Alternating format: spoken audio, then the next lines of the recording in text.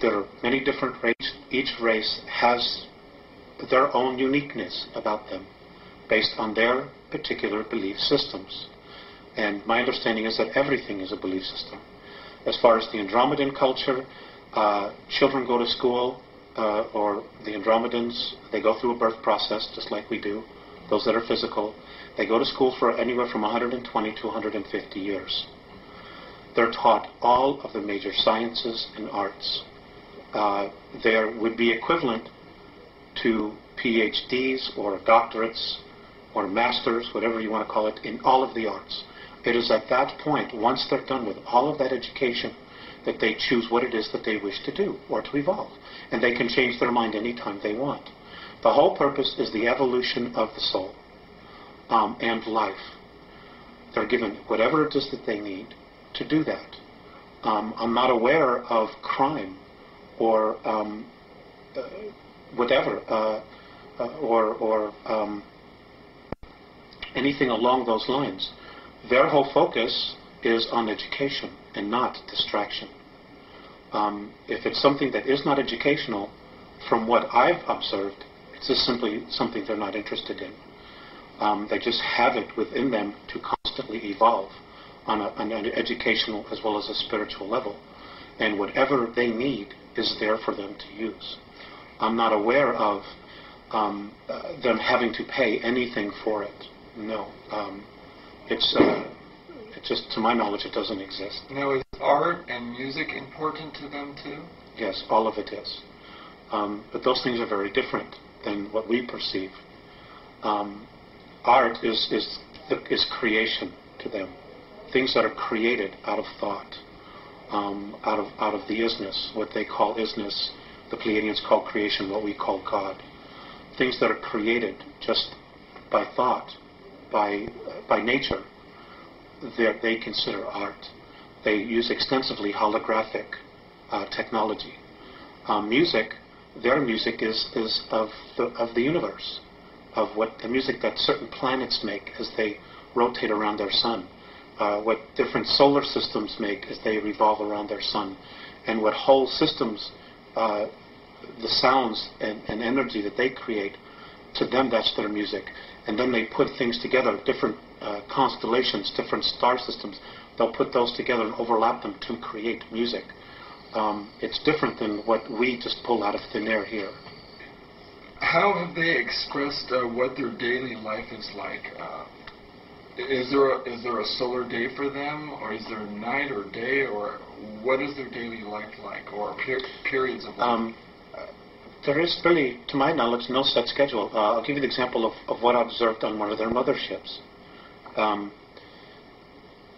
They don't require much sleep, to my knowledge, simply because I guess they're very healed. Their beings, their physical form, they're just incredibly healed. They're just in touch. There is no night and day. They don't need to experience that. Although I'm sure other races have that, but the Andromedans don't. They're just constantly stretching themselves, trying to evolve and experience more and more and more all the time. They're happy people. They don't have the extremes of emotions that we express here. In fact, I've been told that virtually few races in the entire galaxy express the realm of emotions that we experience here. They're just always in a very wonderful space.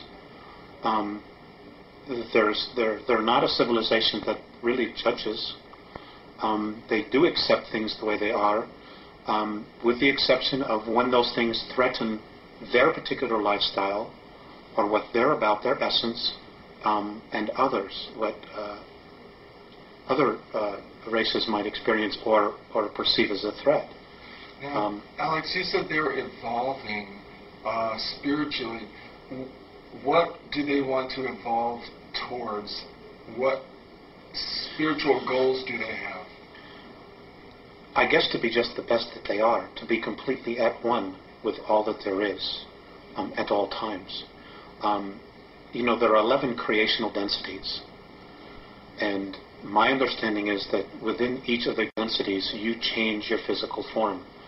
Their goal as a race is to go from the densities that they experience, which are 3, 4, and 5, I guess, to move to 5, 6, 7, and 8, and then from there 8, 9, and 10, and then to 11, and now the new dimensional realm that's being created, 12.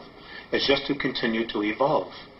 Nobody knows exactly what the ultimate goal is, because the essences that they're in touch with that are on 9th, 10th, and 11th are continuing to evolve.